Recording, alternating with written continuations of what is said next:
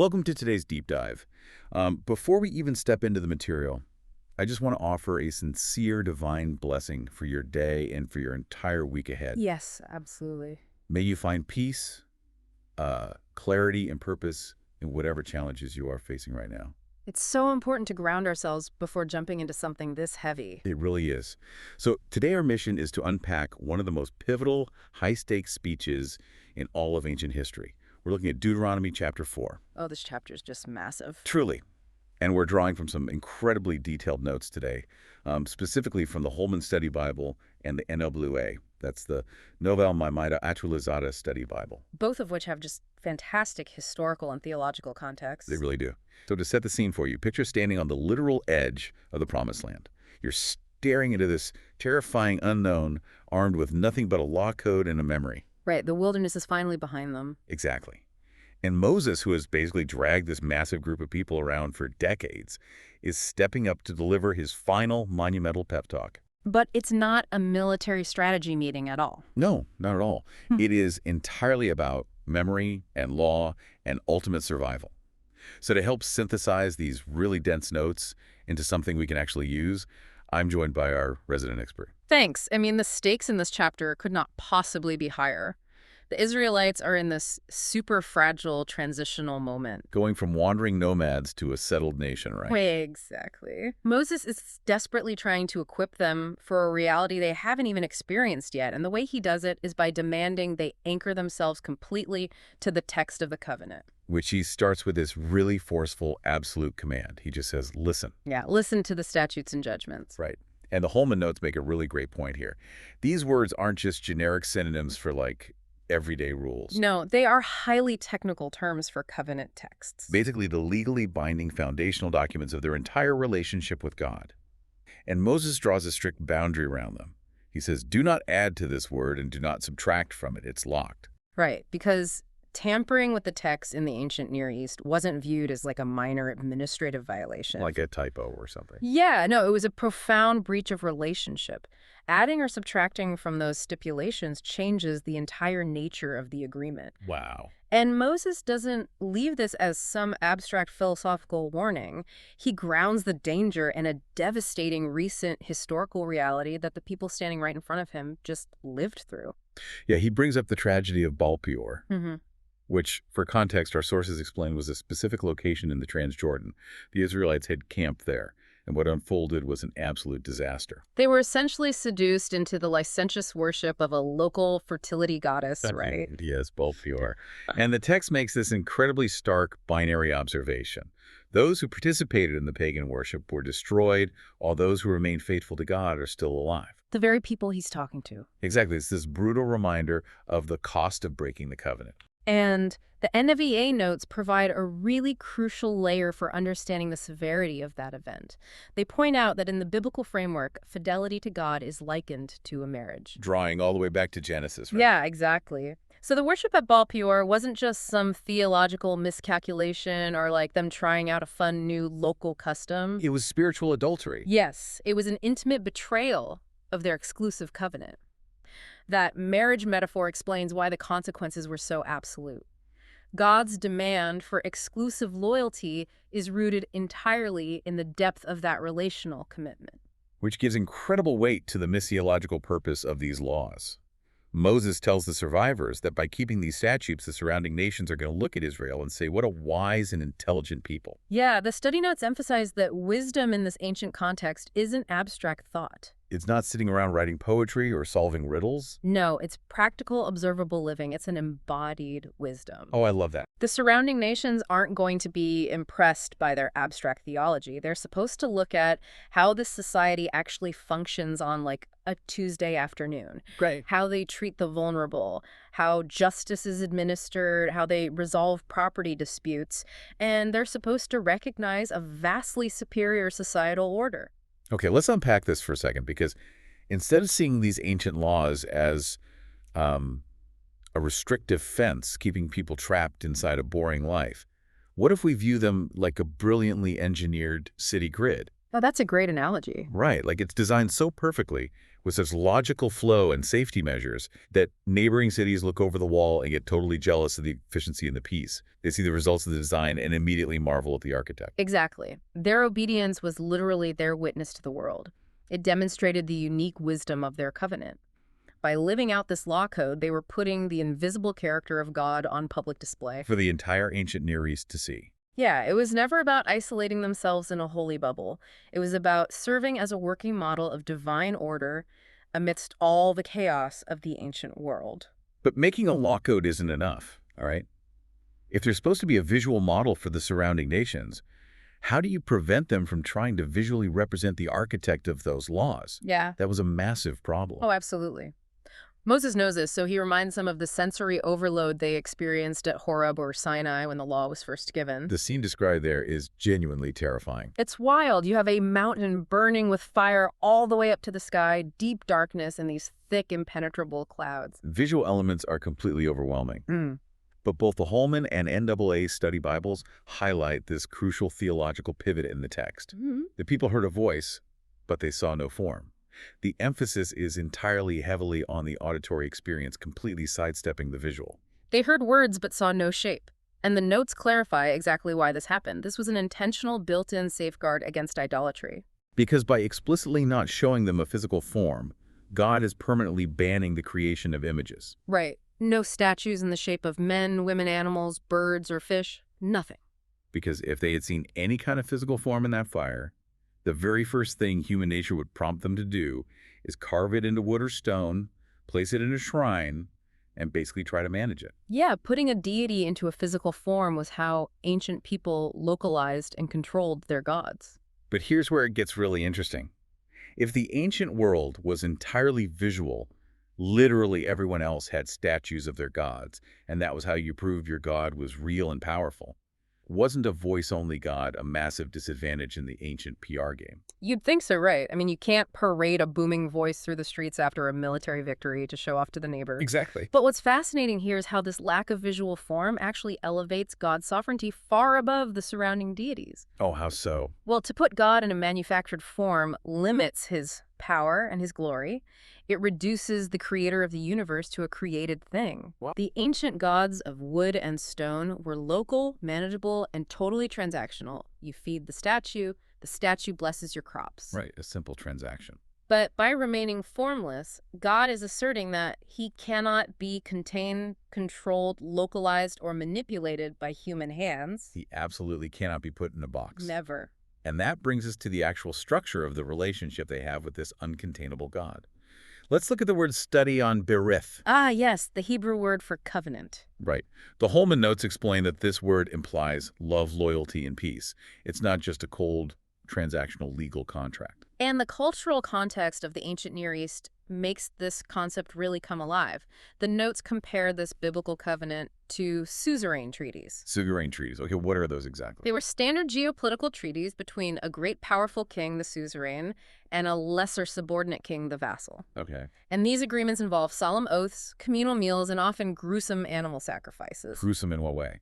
Well, the underlying threat of the sacrifice was visceral. It was basically saying, may what happens to this animal happen to me if I break the terms of this treaty. Oh, wow. That is intense. And I always pictured Moses, lugging around one rock with the first 5 rules and another rock with the remaining 5. Right, like part 1 and part 2. Yeah. But the notes completely shift this paradigm based on how these suzerain treaties actually worked. The 2 stone tablets of the 10 Commandments actually represent the standard legal practice of the time. You had to produce 2 identical copies of the covenant document. Wait, really? Identical copies? Yes, 1 copy for the suzerain's archives and 1 copy for the vassal. It wasn't God running out of room on the first rock. It was a formal, legally binding treaty in duplicate. That makes so much more sense. And the motivation for this fierce loyalty is grounded entirely in what the suzerain God has already done for the vassal. Moses reminds them that God pulled them out of Egypt, which he describes using this incredibly visceral metaphor. He calls it the iron furnace. That's such a vivid image. It is. The Holman note explains this perfectly. An iron furnace is a crucible used to melt metals at extreme heat. The whole mechanism of the furnace is to forcefully separate the pure metal from the impurities and the slag. It's an agonizingly painful, intense process of purification. Exactly. Hmm. God didn't just casually ask Pharaoh to let them go. He extracted them from a literal smelting fire. And having established the sheer power of this invisible God who pulled them from the furnace, Moses immediately pivots to the darkest timeline. Yeah, he doesn't sugarcoat it. No, he looks ahead and outlines precisely what will happen if they forget the invisible God, get comfortable, and start carving those forbidden statues. He prophesies that they will eventually grow complacent in the land, Yeah. they'll fall into idolatry, and they will be expelled. And the Holman notes point out the heavy, biting sarcasm Moses uses here. The sarcasm is so sharp. It really is. He essentially tells them, you want to worship idols? Fine. When you're in exile, you will get your fill of them. You will be forced to serve gods made of human hands, gods of wood and stone that do not see nor hear nor eat nor smell. It's a brilliant theological taunt. Yeah. You are trading the God who speaks out of the fire, the God who actively rescued you from an empire, for a block of wood that can't even smell the incense you're burning for it. It sounds so absurd when you put it like that. Right. And the ultimate punishment for this betrayal is exile. The NWA notes explain the mechanics of this exile, too. It implies being scattered in small, fragmented numbers among foreign nations. Just completely losing their identity. Yes, it's the complete loss of their national cohesion and the land itself, which is exactly what played out centuries later during the brutal Assyrian and Babylonian captivities. Wait, though, I have to push back on this a little bit. Okay, go for it. If God essentially tells them right at the start, you're going to mess this up, you're going to build idols, and you're going to get kicked out of the land, why even give them the land in the first place? That's the big question, isn't it? Right. It feels a bit like giving a teenager the keys to a sports car while telling them, I know for a fact you're going to crash this into a tree. Why go through the heartbreak? Well, if we connect this to the bigger picture, we find the answer in the NAA notes regarding God's sovereign mercy.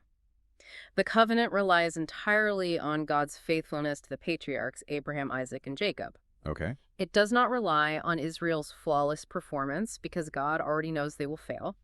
But the text explicitly states that exile is not the end of the story. Right. If they search for God with all their heart and soul, even from the darkest depths of their foreign exile, they will find him. Because God is merciful and will not forget the covenant he made. Exactly.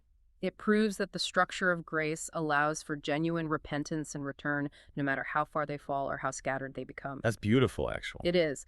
The land is given as a fulfillment of a promise to their ancestors. But the temporary loss of the land is a disciplinary measure, not a final eternal rejection. The relational covenant supersedes the geography. That is incredibly profound. And Moses doesn't just offer this promise of future mercy as like a nice philosophical thought. He grounds it in the undeniable historical reality of their past rescue. Yes, he fires off these massive rhetorical questions. He asks, has anything this grand ever happened since the day God created humanity? Has any God ever attempted to go and take a nation from the midst of another nation using trials, signs, wonders, war, and a strong hand and outstretched arm? And obviously, the expected answer to those rhetorical questions is a resounding no. Right, never. The Exodus event is presented as a singular, unprecedented event in the history of the world. No other ancient narrative features a deity invading the sovereign territory of another superpower like Egypt, specifically to extract a slave class and elevate them into a covenant nation. And to the people listening to Moses, this wasn't just ancient history from their grandparents' generation either. Moses points to the very ground they're currently standing on. Literally the dirt under their feet. Yeah. The maps and notes in our sources detail the recent highly strategic defeat of King Sihon of Heshbon and King Og of Bashan. This secured a massive piece of real estate in the Transjordan territory. Stretching all the way from the Arnon Gorge up to Mount Hermon. Exactly. So God isn't just a god of plagues in Egypt from 40 years ago. He is actively giving them military and territorial victory right now. And this geographical reality is vital for their confidence. It transitions the grand theology of the strong hand and outstretched arm of God into concrete territorial security. But what's truly remarkable about the structure of Deuteronomy 4 is how Moses transitions from these cosmic, earth-shattering miracles directly into highly practical, localized law. Yeah, the text suddenly shifts gears completely. Right after talking about the voice in the fire and the defeat of towering kings, Moses sets aside 3 specific cities of refuge on the east side of the Jordan River. Bezeremath and Golan. Yes. And the Holman notes explain that these cities were established specifically for cases of unintentional homicide. To understand why these cities were revolutionary, you have to understand the cultural mechanism of justice at the time. Which is pretty brutal, right? Oh, absolutely. In the ancient world, if someone was killed, it triggered a blood feud. The victim's family would appoint an avenger of blood whose sole duty was to hunt down and kill the perpetrator. And it didn't matter if it was an accident. It didn't matter at all if the death was an accident. The system demanded a life for a life. Wow. So the cities of refuge were designed to interrupt that cycle. They offered asylum to someone who killed their neighbor accidentally without any prior hatred or premeditation. Protecting them from mob violence or revenge killings until a fair trial could happen. Exactly. So what does this all mean? The cities of refuge are basically an ancient, sophisticated version of involuntary manslaughter laws. They really are. It shows that God isn't just about cosmic fire separating seas and commanding armies. He cares deeply about nuanced, day-to-day human justice. He is actively protecting the vulnerable from a flawed human justice system. It perfectly bridges the gap between the divine and the daily. You have the God who controls the stars and shakes the mountains, and yet he is deeply invested in ensuring that a guy who accidentally drops an axe head on his neighbor doesn't get unfairly executed by an angry mob. Right. The grand theological concepts are immediately followed by practical provisions for fairness, proving that the covenant impacts every single level of society. It's a holistic system. It really is. It covers the macro, how you relate to the uncontainable creator of the universe, and the micro, how you handle an accidental death in your neighborhood without letting society devolve into chaos. A completely unified system of living. And that brings us to the core of what we've unpacked today. If there's one major takeaway for you from this deep dive into Deuteronomy 4, it is this.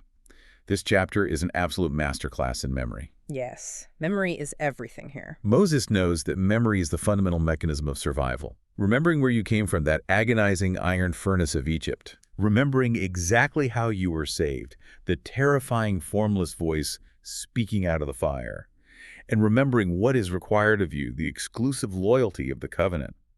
Keeping those memories alive is the ultimate safeguard for your future. Memory is the anchor. And to build on that here is a final thought to mull over as you go about your day. The ancient Israelites were commanded to let their statutes and judgments serve as their observable wisdom to a watching world. Right. Neighboring nations were supposed to look at their laws and clearly see the character of their God. So if someone were to closely examine the statutes of your life today, the actual rules you live by, the priorities you demonstrate with your time and money, not just the beliefs you claim to hold, what kind of wisdom would they see? Man, that is a deeply challenging, powerful question to leave you with. Thank you so much for exploring this incredible ancient text with us today. As we close out this deep dive, just as we started after, I want to say goodbye by reminding you that God blesses all the listeners May that blessing go with you. as you navigate the city grid of your own life this week. We'll see you next time.